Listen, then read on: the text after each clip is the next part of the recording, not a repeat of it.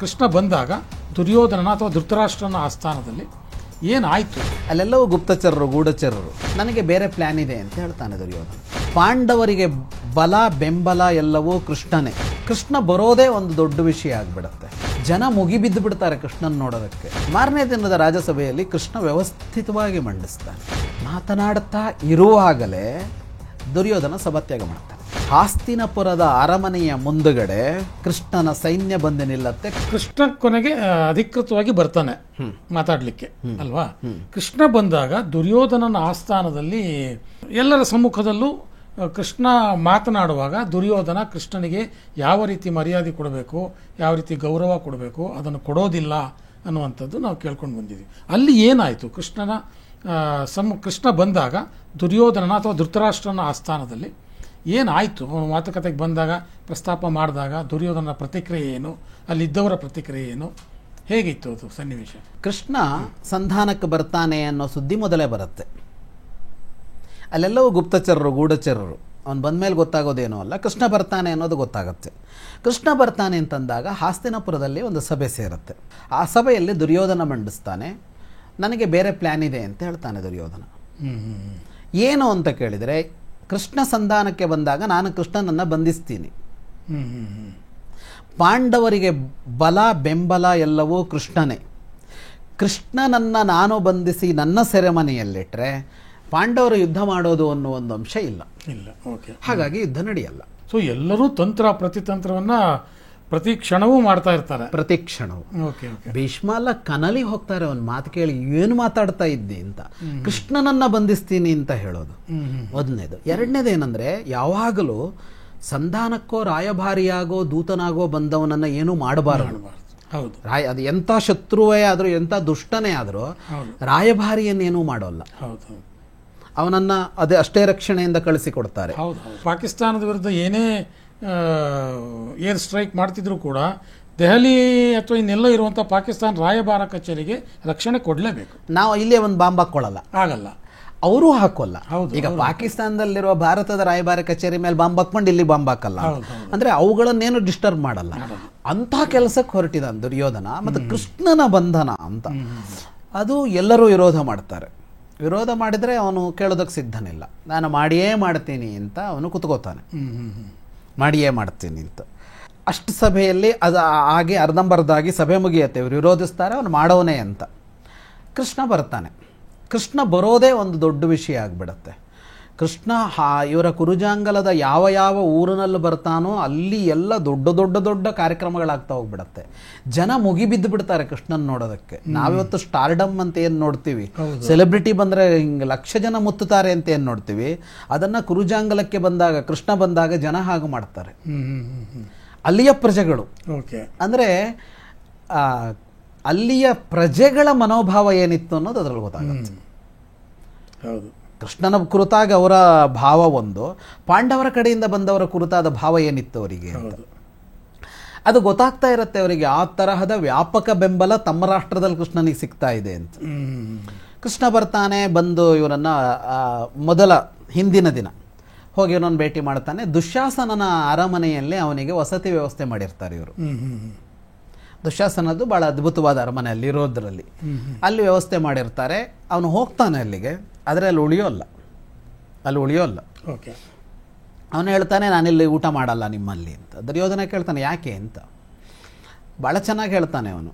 ಸಂಪ್ರೀತಿ ಭೋಜ್ಯಾನ್ಯನ್ನಾನಿ ಹ್ಯಾಪದ್ಭೋಜ್ಯಾನಿ ವಾ ಪುನಃ ನಚ ಸಂಪ್ರೀಯಸೇ ರಾಜನ್ ನಚೈ ವಾಪದ್ಗತಾ ವಯಂ ಅಂತ. ಒಂದು ಮನೆಯಲ್ಲಿ ಊಟ ಮಾಡಬೇಕು ಅಂದರೆ ಎರಡು ಕಾರಣ ಇರಬೇಕು. ಯಾರ್ದಾದ್ರೂ ಮನೇಲಿ ಊಟ ಮಾಡಬೇಕು ಅಂದರೆ, ಒಂದು ಅವರು ಪ್ರೀತಿಯಿಂದ ಊಟ ಹಾಕ್ತಾ ಇರಬೇಕು, ಇಲ್ಲ ನಮಗೆ ಹಸಿವಾಗಿ ಗತಿ ಇಲ್ಲ ಅಂತ ಆಗಬೇಕು. ನಮಗೆ ಊಟ ಬೇಕೇ ಬೇಕು ಅಂತಾಗಿದೆ. ಆಗ ಅವನು ಪ್ರೀತಿಯಿಂದ ಕೊಡ್ತಾನೋ ಪ್ರೀತಿ ಇಲ್ಲದೆ ಕೊಡ್ತಾನೋ ಸಂಬಂಧ ಇಲ್ಲ, ನಾವು ಊಟ ಮಾಡಬೇಕು. ಆಪತ್ತು ಬಂದಿರಬೇಕು, ನಮಗೆ ಆಪತ್ತು ಬಂದಿರಬೇಕು. ಇಲ್ಲ ಅವನು ಪ್ರೀತಿಯಿಂದ ಕೊಡ್ತಾನೆ ಅಂದರೆ ಊಟ ಮಾಡಬೇಕು. ಇಲ್ಲದಿದ್ರೆ ಊಟ ಮಾಡೋದಕ್ಕೆ ಮೂರನೇ ಕಾರಣ ಇಲ್ಲ. ನಚ ಸಂಪ್ರೀಯಸೇ ರಾಜನ್, ನಿನಗೆ ನಮ್ಮ ಮೇಲೇನು ಪ್ರೀತಿ ಇಲ್ಲ. ನ ಚೈವಾಪದ್ಗತಾ ವಯಂ, ನಮಗನ್ನ ಸಿಗದೆ ಇರೋ ಕಂಡೀಷನ್ ಏನೂ ಇಲ್ಲ, ಅಂಥ ಪರಿಸ್ಥಿತಿ ಏನೂ ಬಂದಿಲ್ಲ. ನಿನ್ನ ಮನೇಲಿ ಊಟ ಮಾಡೋಲ್ಲ ಅಂತ ಹೇಳ್ತಾನೆ ಕೃಷ್ಣ. ಹೇಳಿ ವಿದುರನ ಮನೆಗೆ ಹೋಗ್ತಾನೆ. ಎಲ್ಲರೂ ಮನೆಗೆ ಕರೆಯೋದಕ್ಕೆ ಸಿದ್ಧರಾಗ್ಬಿಡ್ತಾರೆ ಅವನಿಗೆ. ಭೀಷ್ಮ, ದ್ರೋಣರು, ಏನು ಹಸ್ತಿನಾಪುರದಲ್ಲಿ ಎಲ್ಲರೂ ಅವನ ಸ್ವಾಗತಕ್ಕೆ ಸಿದ್ಧರೇ. ಆದರೆ ಅವನೊಂದು ಸೀದಾ ಅಲ್ಲಿಂದ ಎದ್ದು ವಿದುರನ ಮನೆಗೆ ಬರ್ತಾನೆ. ಎಲ್ಲರೂ ಹಿಂಬಾಲಿಸ್ತಾರೋ ಅವನ್ನ, ಭೀಷ್ಮ, ದ್ರೋಣ ಎಲ್ಲ. ಅವನು ವಿದುರನ ಮನೆಗೆ ಬರ್ತಾನೆ, ಅಲ್ಲಿ ಉಳಿತಾನೆ. ಅಲ್ಲಿ ಕುಂತಿ ಇರ್ತಾಳೆ. ಇವರು ವನವಾಸಕ್ಕೆ ಹೋಗುವಾಗ ಕುಂತಿಯನ್ನ ವಿದುರನ ಮನೆಯಲ್ಲಿ ಬಿಟ್ಟು ಹೋಗಿರ್ತಾರೆ. ಅಲ್ಲಿ ಅವನಿಗೆ ಅತ್ತೆ ಸಿಗ್ತಾಳೆ. ರಾತ್ರಿ ಅಲ್ಲಿ ಉಳಿದು ಮಾರನೇ ದಿನದ ರಾಜಸಭೆಯಲ್ಲಿ ಕೃಷ್ಣ ವ್ಯವಸ್ಥಿತವಾಗಿ ಮಂಡಿಸ್ತಾನೆ. ಬಹಳ ಚೆನ್ನಾಗಿರುವ ಮಂಡನೆ ಅದು. ಯಾಕೆ ಯುದ್ಧ ಬೇಡ, ಪಾಂಡವರ ಸೇರಿದ್ದಿದ್ದು ಹೇಗೆ, ಅವರು ವನವಾಸ ಅಜ್ಞಾತವಾಸಗಳನ್ನು ವ್ಯವಸ್ಥಿತವಾಗಿ ಮುಗಿಸಿರೋದು, ಈ ಎಲ್ಲ ಕಾರಣಗಳಿಂದಾಗಿ ಈಗ ಅವರಿಗೆ ಸೇರಬೇಕಾದ್ದನ್ನು ನೀವು ಕೊಡೋದು ಎಷ್ಟು ನ್ಯಾಯ ಅಂತ ಮಾತನಾಡ್ತಾ ಇರುವಾಗಲೇ ದುರ್ಯೋಧನ ಸಭಾತ್ಯಾಗ ಮಾಡ್ತಾನೆ. ಅವನದೇ ಸಭೆ, ಕೃಷ್ಣ ಮಾತಾಡ್ತಾ ಇದ್ರೆ ಸಭಾತ್ಯಾಗ ಮಾಡ್ತಾನೆ. ಆ ಸಭೆಯಲ್ಲಿ ದೊಡ್ಡವರೆಲ್ಲ ಇರ್ತಾರೆ. ಇವರಿಷ್ಟು ಜನ ಮಾತ್ರ ಅಲ್ಲ, ಪರಶುರಾಮರು, ಕಣ್ವರು, ಇಂತಹ ಮಹರ್ಷಿಗಳೆಲ್ಲ ಇರ್ತಾರೆ ಆ ಸಭೆಯಲ್ಲಿ, ವ್ಯಾಸರು ಎಲ್ಲರೂ ಇರ್ತಾರೆ. ಅಂಥ ಸಭೆಯಲ್ಲಿ ಒಂದು ಸಭಾತ್ಯಾಗ ಮಾಡ್ತಾನೆ. ಧೃತರಾಷ್ಟ್ರ ವಿದುರನ ಕರೆದು ಕಳಿಸ್ತಾನೆ, ಅವನನ್ನ ಸಭೆಗೆ ವಾಪಸ್ ಒಪ್ಪಿಸಿ ಅಂತ. ಅವನಿಗೆ ವಿದುರನ ಕಂಡ್ರಾಗಲ್ಲ, ಆದರೆ ವಿದುರ ಹೋಗಿ ಅವನನ್ನು ಒಪ್ಪಿಸಿ ವಾಪಸ್ ಕರ್ಕೊಂಬರ್ತಾನೆ. ಸಿಟ್ಟಿನಿಂದಲೇ ಬಂದು ಕೂತ್ಕೋತಾನೆ ಅವನು, ಅವನ ಜೊತೆಗಾರರು ಬಂದು ಕೂತ್ಕೊಂಡು ಮತ್ತೆ ಮಾತು ಮುಂದುವರಿಯುತ್ತೆ. ಕೃಷ್ಣನ ಮಾತಿಗೆ ಉಳಿದವರೆಲ್ಲರೂ ಬೆಂಬಲಿಸ್ತಾರೆ. ಪರಶುರಾಮರು, ಕಣ್ವರು ಎಲ್ಲರೂ ಹೇಳ್ತಾರೆ, ಎಲ್ಲರೂ ಬೆಂಬಲ ಕೊಡ್ತಾರೆ. ಭೀಷ್ಮಾದಿಗಳು ಮಾತಾಡ್ತಾರೆ. ಯಾರ ಮಾತಿಗೂ ದುರ್ಯೋಧನನ ಇದಿಲ್ಲ. ಮತ್ತೊಮ್ಮೆ ಸಭಾತ್ಯಾಗ ಮಾಡ್ತಾನೆ. ಆ ಎರಡನೇ ಸಭಾತ್ಯಾಗ ಮಾಡುವ ಹೊತ್ತಿನಲ್ಲಿ ಅವನನ್ನು ಬಂಧಿಸೋದಕ್ಕೆ ಸಿದ್ಧನಾಗ್ತಾನೆ. ಕೃಷ್ಣನನ್ನು ಬಂಧಿಸ್ತೀನಿ ಅಂತ. ಅವನು ಕೃಷ್ಣನನ್ನು ಬಂಧಿಸ್ತಾನೆ ಅನ್ನುವ ವಿಷಯ ಅವನು ಹೊರಗಡೆ ಹೋಗ್ತಾ ಇದ್ದಾಗಲೇ ಗೊತ್ತಾಗುತ್ತಲ್ಲ. ಹಸ್ತಿನಾಪುರದ ಅರಮನೆಯ ಮುಂದುಗಡೆ ಕೃಷ್ಣನ ಸೈನ್ಯ ಬಂದು ನಿಲ್ಲತ್ತೆ ಕೃಷ್ಣನ ರಕ್ಷಣೆಗೆ. ಅದು ಯಾವ ಸೈನ್ಯ ಅಂದ್ರೆ ಇವನೇ ತಂದಿಟ್ಕೊಂಡು ಒಂದು ಅಕ್ಷೌಹಿಣಿ ಸೈನ್ಯ, ಕೃತವರ್ಮನದ್ದು. ಈಗ ಇವನಿಗೆ ಬೆಂಬಲ ಕೊಟ್ಟಿರ್ಬೋದು ಕೃತವರ್ಮ. ಅವನು ಇವನ್ ಜೊತೆಗೆ ನಿಲ್ಲೋಲ್ಲ. ಅಂದ್ರೆ ದುರ್ಯೋಧನನ ಪರಿಸ್ಥಿತಿ ಹೆಂಗಿದೆ ಅಂದ್ರೆ, ಅವನದ್ದೇ ಸೈನ್ಯ ತಂದಿಟ್ಕೊಂಡು ಅವನ್ ಬಂಧಿಸ್ತೀನಿ, ಅವ್ರು ಹೇಗೂ ನಮ್ಮ ಬೆಂಬಲಿಗರಲ್ವಾ ಅಂದ್ರೆ, ಕೃತವರ್ಮ ತನ್ನ ಇಡೀ ಸೈನ್ಯ ತಗೊಂಡು ಹಸ್ತಿನಾಪುರದ ಅರಮನೆ ಎದುರು ಬಂದು ನಿಲ್ತಾನೆ, ಬಂಧಿಸು ನೋಡೋಣ ಅಂತ. ಅಂದ್ರೆ ಏನೇ ತಂತ್ರಗಾರ ಆದ್ರೂ ಎಲ್ಲೋ ಒಂದ್ ಕಡೆ ತಪ್ಪು ಮಾಡೋ ಭರದಲ್ಲಿ ಏನ್ ಮೈ ಮರೆತಿರ್ತಾರೆ ಅನ್ನೋದು ಗೊತ್ತಾಗುತ್ತೆ. ಅಲ್ಲಲ್ಲ ಕಲೋಲ ಆಗ್ಬಿಡತ್ತೆ. ಕೃಷ್ಣನ ಬಂಧನ ಹೊರಟ ಅನ್ನೋದು ಮೊದಲು ಸಭೆಯಲ್ಲಿ ಇವ್ರು ಪ್ರಮುಖರಿಗೆ ಗೊತ್ತಿರುತ್ತೆ, ಇವನೇನೋ ಒಂದ್ ಹಿಂಗ್ ಮಾಡ್ತಾನೆ ಅಂತ ಅಧಿಕೃತ ಹೇಳಿರ್ತಾನಲ್ಲ. ಆದ್ರೆ ಅಲ್ಲಿ ವಿಚಿತ್ರ ಅನ್ಸ್ಬಿಡುತ್ತೆ ಎಲ್ಲರಿಗೂ, ಏನ್ ಮಾಡಕ್ ಹೊರಟಿದ್ದಾನೆ ಅಂತ. ಆಗ ಕೃಷ್ಣ ವಿಶ್ವರೂಪ ತೋರಿಸ್ತಾನೆ. ವಿಶ್ವರೂಪ ತೋರಿಸಿದ್ರು ಇಲ್ಲ, ಏನೂ ಇಲ್ಲ, ವಿಶ್ವರೂಪ ತೋರಿಸ್ತಾನೆ. ವಿಶ್ವರೂಪ ತೋರಿಸಿ ಆ ಸಭೆಯಿಂದ ಹೊರಟು ಬಿಡ್ತಾನೆ. ಅಂದ್ರೆ ಮಾತುಕತೆಯನ್ನ ಮುಂದುವರಿಸಲ್ಲ ಕೃಷ್ಣ. ಕೃಷ್ಣ ಹೊರಡ್ತಾನೆ, ಎಲ್ಲರೂ ಅವನಿಂದ ಹೊರಡ್ತಾರೆ. ಅಂದ್ರೆ ಅವಾಗ ಕೋಪಿಷ್ಟ ಕೃಷ್ಣ. ಅಷ್ಟೊತ್ತಲ್ಲಿ ವಿಶ್ವರೂಪ ತೋರಿಸುವ ಹೊತ್ತಿನಲ್ಲಿ ಕ್ರೋಧಾವಿಷ್ಟನಾದ ಕೃಷ್ಣ ಕಾಣಿಸ್ತಾನೆ. ಆದ್ರೆ ಅಲ್ಲಿಂದ ಹೊರಗೆ ಹೋಗುವಾಗ ಸಹಜ ಕೃಷ್ಣ ಅವನು ಅದನ್ನ ಕ್ಯಾರಿ ಮಾಡಲ್ಲ. ಅವನಿಗೆ ಯಾವಾಗೇನು ಅನ್ನೋದು ಬಹಳ ಚೆನ್ನಾಗಿ ಗೊತ್ತಿದೆಯಲ್ಲ. ಹೊರಡ್ತಾನೆ, ಎಲ್ಲರೂ ಹಿಂಬಾಲಿಸ್ತಾರೆ. ಮತ್ತೆ ಕೃಷ್ಣ ವಿದುರನ ಮನೆಗೆ ಹೋಗ್ತಾನೆ. ಹಿಂದಿನ ದಿನ ಕುಂತಿಯ ಜೊತೆಗೆ ಒಂದು ಮಾತುಕತೆ ಆಗಿರುತ್ತೆ. ಆಗ ಮತ್ತೆ ಕುಂತಿಯ ಜೊತೆಗೆ ಒಂದು ಮಾತುಕತೆ ಆಗುತ್ತೆ.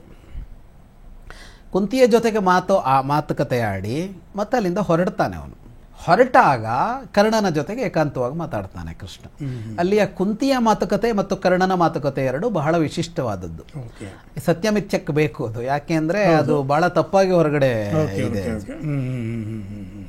ಹೀಗೆ ಕೃಷ್ಣ ಸಂಧಾನಕ್ಕೆ ಅಂತ ಹೋಗಿರ್ತಾನಲ್ಲ, ಅದು ನಿರೀಕ್ಷಿತವಾಗಿ ಮುರಿಯತ್ತೆ. ಅನಿರೀಕ್ಷಿತವಾಗಿ ಏನು ಮುರಿಯಲ್ಲ. ಅದು ಕೃಷ್ಣನಿಗೂ ಗೊತ್ತಿತ್ತು, ಉಳಿದವರಿಗೂ ಗೊತ್ತಿತ್ತು. ಮೊದಲೇ ನಿರ್ಧಾರ ಆಗೋಗಿರೋದ್ರಿಂದ ಇದು ಒಂದು ಏನೋ for the sake of politics ಅಂತಾರಲ್ಲ ಹಾಗೆ, ಅಷ್ಟೇ ಒಂದು ವಾಡಿಕೆ ರೀತಿಯಲ್ಲಿ ಒಂದೊಮ್ಮೆ ಕ್ಲಿಕ್ ಆದ್ರೆ ಆಗ್ಲಿ. ಅಂದ್ರೆ ಯಾವುದೇ ವ್ಯಕ್ತಿ ಇವತ್ತು ಯೋಚನೆ ಮಾಡದಂತೆ ನಾಳೆ ಇರ್ತಾನೆ ಅಂತ ಹೇಳೋಕ್ಕಾಗಲ್ಲ. ಅಲ್ಲಿ ಕುಳಿತು ಒಂದು ಸಭೆಯಲ್ಲಿ ಎಲ್ಲರೂ ಮಾತನಾಡುವಾಗ ಇಡೀ ಸಭೆ ಒಕ್ಕೊರಲಿನಿಂದ ಯುದ್ಧ ಬೇಡ ಅಂತ ಹೇಳಿ ಆಗ ದುರ್ಯೋಧನನಿಗೆ ಇಕ್ಕಟ್ಟಾಗಿ ಅವನು ಒಪ್ಪಿ ಏನೋ ಸಂಭವಿಸಬಹುದಲ್ಲ.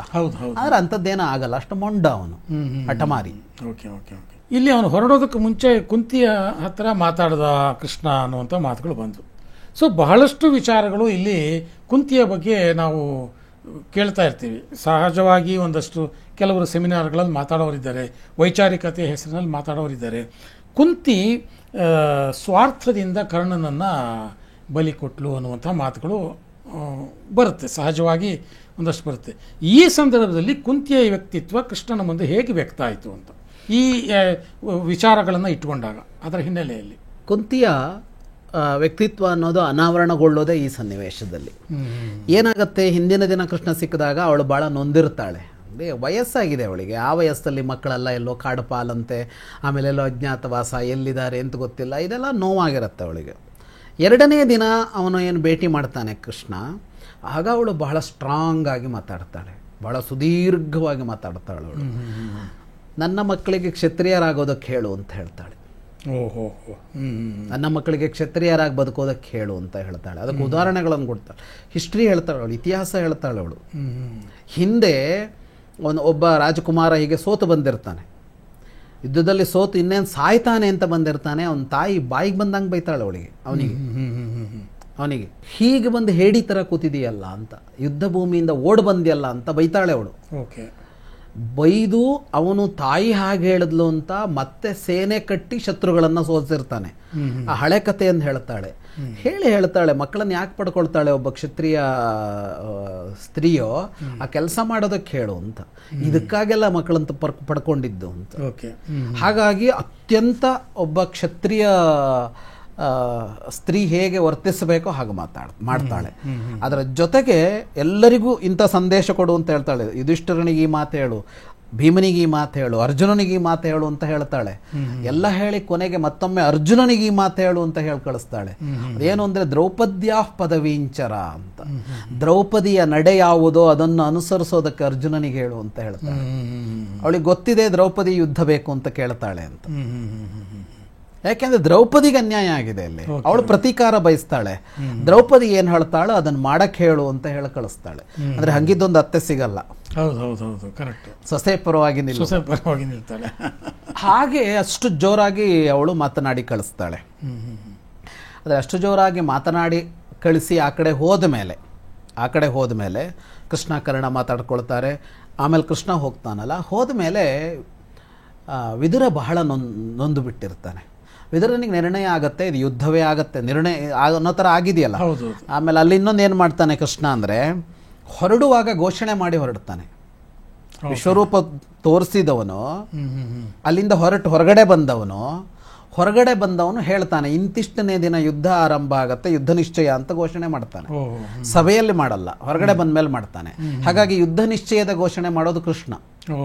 ಡೇಟ್ ಹೇಳ್ತಾನೆ ಅವನು, ಇಂಥ ದಿನ ಯುದ್ಧ ಆರಂಭ ಆಗತ್ತೆ, ಕುರುಕ್ಷೇತ್ರದಲ್ಲಿ ಯುದ್ಧ ಅಂತ ಹೇಳ್ತಾನೆ ಅವನು. ವಿದುರ ಬಹಳ ದುಃಖಿಯಾಗಿರ್ತಾನೆ. ವಿದುರನಿಗೆ ಮೊದಲಿನಿಂದ ಈ ಯುದ್ಧ ನಡೆದರೆ ಸರ್ವನಾಶ ಆಗತ್ತೆ ಅಂತ ಗೊತ್ತು. ಅಂದರೆ ಇಡೀ ಕುಟುಂಬವೇ ಹಾಳಾಗಿ ಹೋಗುತ್ತೆ ಅಂತ ಗೊತ್ತಲ್ಲ. ಅವನು ಕುಂತಿ ಎದುರು ಹೇಳ್ಕೊಳ್ತಾನೆ, ಹೆಂಗೆ ಸರ್ವನಾಶ ಆಗತ್ತೆ, ದುರ್ಯೋಧನ ಏನೇನು ಮಾಡ್ದ, ಧೃತರಾಷ್ಟ್ರ ಅವನ ತಾಳಕ್ಕೆ ಹೇಗೆ ಕುಣ್ದ, ಇವತ್ತದು ಯುದ್ಧಕ್ಕೆ ತಂದು ಹೆಂಗೆ ನಿಲ್ಲಿಸ್ತು, ಸರ್ವನಾಶಕ್ಕೆ ಹೆಂಗೆ ತಂದು ನಿಲ್ಲಿಸ್ತು, ಈ ಯುದ್ಧ ಬೇಕಾಗಿರಲಿಲ್ಲ ಅಂತ ಅವನು ಬೇಜಾರು ಮಾಡ್ಕೋತಾನೆ. ಕೇಳಿದಾಗ ಕುಂತಿಗೆ ಹೌದು ಅಂತ ಅನ್ಸುತ್ತೆ. ಅಂದರೆ ಅವಾಗ ಕುಂತಿಗೆ ಕರ್ಣ ತನ್ನ ಮಗ ಅಂತ ಏನೋ ಆ ಥರದ್ದೇನು ಗೊತ್ತಿರೋದಿಲ್ಲ ಇನ್ನೂ ಅಲ್ವಾ? ಗೊತ್ತಿರುತ್ತಾ? ಹಾಂ, ಓಕೆ ಓಕೆ ಓಕೆ. ಕುಂತಿಗೆ ಕರ್ಣ ತನ್ನ ಮಗ ಅಂತ ಗೊತ್ತಾಗಿದ್ದು ಬಹಳ ಬಹಳ ಬಹಳ ಹಿಂದೆ. ಗುರುಕುಲದಲ್ಲಿ ಮಕ್ಕಳು ಕಲಿತಾ ಇರ್ತಾರೆ. ವಿದ್ಯಾಭ್ಯಾಸ ಮುಗಿದ ಕೂಡಲೇ ಧೃತರಾಷ್ಟ್ರನ ಮಕ್ಕಳು ಪಾಂಡವಿನ ಮಕ್ಕಳ ಪ್ರದರ್ಶನ ಅಂತ ಇರುತ್ತೆ, ಯುದ್ಧ ವಿದ್ಯೆಯ ಪ್ರದರ್ಶನ ಅಂತ. ಕರ್ಣ ಕೂಡ ಅಲ್ಲೇ ಕಲ್ತಿದ್ದು, ದ್ರೋಣಾಚಾರ್ಯರಲ್ಲಿ. ಅದೇ ಗುರುಕುಲದಲ್ಲೇ ಕಲ್ತಿದ್ದು ಕರ್ಣ. ಹೊರಗಡೆ ಎಲ್ಲ ಬಹಳ ತಪ್ಪಾಗಿ ಕರ್ಣನಿಗೆ ದ್ರೋಣರು ವಿದ್ಯೆ ಕೊಡ್ಲಿಲ್ಲ ಅಂತೆಲ್ಲ ಹೇಳ್ತಾರೆ. ಅಲ್ಲೇ ಕಲ್ತಿದ್ದ ಅವನು. ಅಲ್ಲೇನು ಜಾತಿ ಗೀತಿ ಎಲ್ಲ ಏನೂ ಕೆಲಸ ಮಾಡಲಿಲ್ಲ. ಅವನು ಸೂತ ಆದರೂ ಅವನಿಗಲ್ಲೇ ಪ್ರವೇಶ ಇತ್ತು, ಅವನು ಕಲ್ತಿದ್ದ, ಮತ್ತು ಅವನು ಬಹಳ ವೀರನೂ ಆಗಿದ್ದ. ಅಲ್ಲಿ ಎಲ್ಲ ಮುಗಿದು ಅರ್ಜುನ ಬಹಳ ವೀರ ಅಂತ ಆ ಪ್ರದರ್ಶನದಲ್ಲಿ ಕಾಣಿಸ್ಕೊಳ್ಳುತ್ತೆ. ಆಗ ಇವನು ಪ್ರವೇಶ ಮಾಡ್ತಾನೆ ಕರ್ಣ. ಆಗ ಕುಂತಿ ಮೊಟ್ಟ ಮೊದಲು ನೋಡೋದು ಅವನನ್ನು. ಅದು ಕಣ್ಣರಿಯದಿರ್ದೊಡೆ ಕರುಳರಿಯೋದು. ಹಾಗಾಗಿ ಅವಳಿಗೆ ಗೊತ್ತಾಗುತ್ತೆ ಇವನು ಮಗ ಅಂತ, ಅವಳಿಗೆ ಎಚ್ಚರ ತಪ್ಪತ್ತೆ. ಉಳಿದವರಿಗೆ ಯಾಕೆ ಎಚ್ಚರ ತಪ್ಪದು ಅಂತ ಗೊತ್ತಾಗಲ್ಲ, ಅವಳನ್ನು ಎಚ್ಚರಿಸ್ತಾರೆ, ಅಂದರೆ ಎಚ್ಚರ ಬರೋ ಹಾಗೆ ಮಾಡ್ತಾರೆ. ಅವಳಿಗೆ ಗೊತ್ತಾಗುತ್ತೆ ಮಗ ಇವನು ಇಲ್ಲೇ ಇದ್ದಾನೆ ಅಂತ. ಅಲ್ಲೇ ಅವನ ಅಂಗರಾಜ್ಯಕ್ಕೆ ರಾಜನಾಗುತ್ತಾನೆ. ಅದೇ ಇದರಲ್ಲೇ ಅವನನ್ನು ಅಂಗರಾಜ್ಯಕ್ಕೆ ರಾಜನನ್ನಾಗಿಸ್ತಾರೆ. ಆಮೇಲೆ ಕರ್ಣನದಲ್ಲೇನು ದುಃಖದ ಬದುಕೇನೋ ಅಲ್ಲ ಹಸ್ತಿನಾಪುರದಲ್ಲಿ. ಅವನ ತಂದೆ ಅಧಿರಥನು ದೊಡ್ಡ ಶ್ರೀಮಂತನೇ ಆಗಿದ್ದವನು, ಅವ್ನು ಚೆನ್ನಾಗಿ ಬೆಳೆದಿದ್ದಾನೆ, ಇದೇ ಗುರುಕುಲದಲ್ಲಿ ಕಲ್ತಿದ್ದಾನೆ, ಏನು ರಾಯಲ್ ಸ್ಕೂಲಲ್ಲೇ ಕಲ್ತಿದ್ದಾನೆ. ಇವರೆಲ್ಲ ರಾಜರಾಗೋಕ್ಕಿಂತ ಮೊದಲು ಅವ್ನು ರಾಜ ಆಗೇ ಆಯಿತು. ಇನ್ನೂ ಇವ್ರು ರಾಜರಾಗಿಲ್ಲ, ಯುಧಿಷ್ಠಿರ, ದುರ್ಯೋಧನ ಎಲ್ಲ. ದುರ್ಯೋಧನ ಕೊನೆವರೆಗೂ ಸಿಂಹಾಸನ ಇರಲಿಲ್ಲ, ಆದರೆ ಅವನು ರಾಜನಾದ. ಅವನು ಮೆರ್ಕೊಂಡೇ ಇದ್ದ, ಅವನು ಒಂದು ದಿಗ್ವಿಜಯ ಮಾಡಿದ್ದ. ಅವನಿಗೆ ಗೊತ್ತಿರಲಿಲ್ಲ ತಾನು ತನ್ನ ತಾಯಿ ಬೇರೆ ಇದ್ದಾಳೆ, ಇವರು ತನ್ನನ್ನು ಸಾಕಿದ್ದಾರೆ ಅಂತ ಗೊತ್ತಿರಲಿಲ್ಲ. ಅವನ ಸಾಕು ತಂದೆ ತಾಯಿಗಳು ಅವನಿಗೆ ಯಾವತ್ತೂ ನೀನು ನಮ್ಮ ಸಾಕು ಮಗ ಅಂತ ಹೇಳಲಿಲ್ಲ. ಅದನ್ನ ಹೇಳೋದು ಆಮೇಲೆ ಯಾವಾಗಲೂ ಸೂರ್ಯ ಅವನ ಕನಸಲ್ಲಿ ಹೇಳ್ತಾನೆ. ಅದಾಗುವಾಗ ಕರ್ಣನಿಗೆ ಒಂದು 70-80 ವರ್ಷ ಆಗಿದೆ. ತಾನು ಕುಂತಿಯ ಮಗ, ಇವರ ಮಗ ಅಲ್ಲ ಅಂತ ಗೊತ್ತಾಗಿದ್ದವನಿಗೆ ವೃದ್ಧಾಪ್ಯ ಅಂತ ಹೇಳ್ಬೇಕದನ್ನ.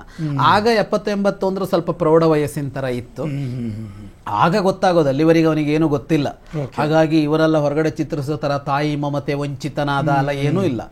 ಅವನನ್ನ ಅವಳು ಎಷ್ಟು ಚೆನ್ನಾಗಿ ಸಾಕಿದ್ಲು ರಾಧೆ ಅನ್ನೋಳು ಅಂದ್ರೆ ಒಂದು ಕ್ಷಣವೂ ಅವರು ನೀನು ಸಿಕ್ಕಿದ ಮಗು ಅಂತ ಅವನಿಗೆ ಗೊತ್ತು ಮಾಡಿಲ್ಲ. ಕುಂತಿ ಅಷ್ಟು ಪ್ರೀತಿ ಕೊಡ್ತಿದ್ಲ ಇಲ್ವೋ, ಅಷ್ಟು ಪ್ರೀತಿ ಅವಳು ಕೊಟ್ಟಿದ್ದಾಳೆ. ಹಾಗಾಗಿ ತಾಯಿ ಪ್ರೀತಿಯ ಕೊರತೆ ಅಲ್ಲ, ಏನೂ ಅಲ್ಲ ಅವನಿಗೆ. ಕುಂತಿ ನೋಡ್ತಾನೆ ಇದ್ಲೋ ಗೊತ್ತಿತ್ತು, ತನ್ನ ಒಬ್ಬ ಮಗ ಆಚೆ ಕಡೆ ಇದ್ದಾನೆ, 5 ಮಕ್ಕಳಿಲ್ಲಿದ್ದಾರೆ, ಈ 5 ಮಕ್ಕಳಿಗೆ ಅವನೇ ಕಂಟಕ. ಅದು ನೋಡ್ತಾನೆ ಇದ್ಲು. ಪರಸ್ಪರ ವಿರೋಧಗಳು ಅದೆಲ್ಲ ಗಮನದಲ್ಲಿತ್ತು ಅವಳಿಗೆ. ಹಾಗಾಗಿ ಅವಳು ವಿದುರ ಯಾವಾಗ ನೊಂದುಕೋತಾನೋ ಅವಳಿಗೆ ಅನ್ಸತ್ತೆ ಯುದ್ಧ ನಿಲ್ಸೋಣ ಅಂತ. ಯುದ್ಧ ಆಗ್ಬಾರ್ದು, ಕೃಷ್ಣನಲ್ಲಿ ಯುದ್ಧ ನಡಿಲೇಬೇಕು ಅಂತ ಹೇಳಿ ಕಳಿಸಿದ ಅವಳಿಗೆ. ವಿದುರನ ಮಾತು ಕೇಳಿದಾಗ ಇದು ಸರ್ವನಾಶ ಆಗತ್ತೆ, ಯುದ್ಧ ಬೇಡ ಅಂತ ಅನ್ಸತ್ತೆ. ಕುಂತಿಯ ವ್ಯಕ್ತಿತ್ವ ಅಂದ್ರೆ ಇದು ಅಂತ. ಯುದ್ಧ ನಿಲ್ಸೋದಕ್ಕೆ ಅಂತ ಕರ್ಣನ ಬಳಿಗೆ ಹೋಗ್ತಾಳೆ. ಹೊರಗಡೆ ಏನ್ ಚಿತ್ರಣ ಕೊಟ್ಟಿದ್ದಾರೆ ಅಂದ್ರೆ ಪಾಂಡವರನ್ನ ಉಳಿಸ್ಕೊಳ್ಳೋದಕ್ಕೆ ಹೋದ್ಲು ಅಂತ. ಅವಳು ಅದಕ್ಕಾಗಿ ಹೋಗಿಲ್ಲ. ಅವಳು ಹೋಗಿ ಕೇಳೋದು ಅವನ ಹತ್ರ, ಕರ್ಣನ ಹತ್ರ ಹೋಗಿ ಕೇಳೋದವಳು, ನೀನು ನನ್ನ ಹಿರಿಯ ಮಗ, ಗೊತ್ತು ಅಂತ ಹೇಳ್ತಾನ ಅವನು. ಅಷ್ಟೊಂದು ಗೊತ್ತಾಗಿರುತ್ತೆ, ಗೊತ್ತು ಅಂತ ಹೇಳ್ತಾನೆ, ನನಗೆ ಗೊತ್ತು ನೀನು ನನ್ನ ತಾಯಿ ಅನ್ನೋದು ಗೊತ್ತು. ಆಗ ಹೇಳ್ತಾಳೆ, ಏನು ಒಂದು ನಿಯಮ, ಧರ್ಮ ಏನು ಹೇಳ, ಧರ್ಮಶಾಸ್ತ್ರದ ನಿಯಮ ಏನು ಅಂತ ಅಂದರೆ, ಈಗ ವಿವಾಹ ಪೂರ್ವವಾಗಿ ಬೇರೆ ಸಂಬಂಧಗಳಿರಬಾರ್ದು, ಅದು ಅನೈತಿಕವೇ. ಆದರೆ ಒಂದು ಕಡೆ ಆಕಸ್ಮಿಕವಾಗಿ ಒಬ್ಬಳಿಗೆ ಒಂದು ಸಂಬಂಧ ಆಗಿ ಒಂದು ಮಗು ಹುಟ್ಟುಬಿಡತ್ತೆ ಅಂತ ಅಂದ್ಕೊಳ್ಳೋಣ, ಈಗೇನು ಮಾಡಬೇಕು? ಆಗಬಾರದದು.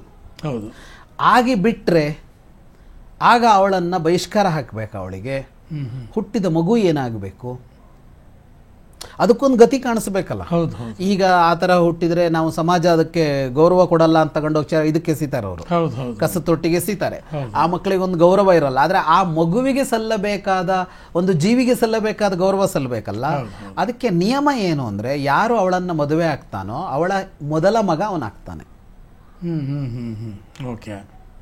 ಇವನಿಂದ ಹುಟ್ಟಿರದೆ ಇರ್ಬೋದು ಮಗು, ಹಾಗಂತ ಅದಕ್ಕೆ ಪ್ರೇರಣೆ ಪೋಷಣೆ ಅಲ್ಲ, ಹಂಗೆ ನಡಿಬೋದು ಅಂತ. ನಡೆದು ಬಿಟ್ಟರೆ ಮಗುವಿಗೆ ಸ್ಥಾನ ಬೇಕಲ್ವಾ? ಸ್ಥಾನ ಅಂದ್ರೆ ಏನು ಬೇಕು? ಗೌರವದ ಜೊತೆಗೆ ತಿನ್ನೋಕ್ಕೂ ಬೇಕಲ್ಲ. ಹಾಗಾಗಿ ಹಿರಿಯ ಮಗನ ಸ್ಥಾನ ಅಂದ್ರೆ ಆಸ್ತಿಯಲ್ಲಿ ಸಮಪಾಲು, ಅಥವಾ ಹಿರಿಯನಿಗೆ ಜಾಸ್ತಿ ಪಾಲಿದ್ರೆ ಅದು. ರಾಜರು ಅಂತಾದ್ರೆ ಹಿರಿಯ ಮಗನೇ ಉತ್ತರಾಧಿಕಾರಿ ಆಗ್ತಾನೆ, ಅದು ಇದಿಷ್ಟು ಆ ಹಿರಿಯ ಮಗನಿಗೆ ಬರುತ್ತೆ. ಕುಂತಿ ಹೇಳ್ತಾಳೆ, ನೀನು ಹಿರಿಯ ಮಗ, ಹಾಗಾಗಿ ಸಿಂಹಾಸನ ನೀನೇರು ಅಂತ ಕುಂತಿ ಹೇಳ್ತಾಳೆ ಅವನಿಗೆ. ನೀನೀಗ ಪಾಂಡುವಿನ ಮಗನೂ ಆದೆ ಅಂತ. ನನ್ನ ಮಗ ಮಾತ್ರ ಅಲ್ಲ, ನಾನು ಪಾಂಡುವಿನ ಪತ್ನಿ ಆಗಿದ್ರಿಂದ ನೀನು ಪಾಂಡುವಿನ ಮಗ ಆದೆ, ಪಾಂಡುವಿನ ಹಿರಿಯ ಮಗನೇ ರಾಜನಾಗಬೇಕಲ್ಲ, ರಾಜನಾಗು ಅಂತ. ಅವನು ಹೇಳ್ತಾನೆ, ಆಗಲ್ಲ ಅಂತ ಹೇಳ್ತಾನೆ. ನಾನು ಕೌಂತೆಯನಾಗಿ ಸಾಯಲ್ಲ, ರಾಧೆಯನಾಗಿ ಸಾಯ್ತೀನಿ ನಾನು. ಹಾಗಾಗಿ ಯುದ್ಧ ನಿಶ್ಚಯ, ಯುದ್ಧ ಮಾಡಿಯೇ ಮಾಡುತ್ತೇನೆ.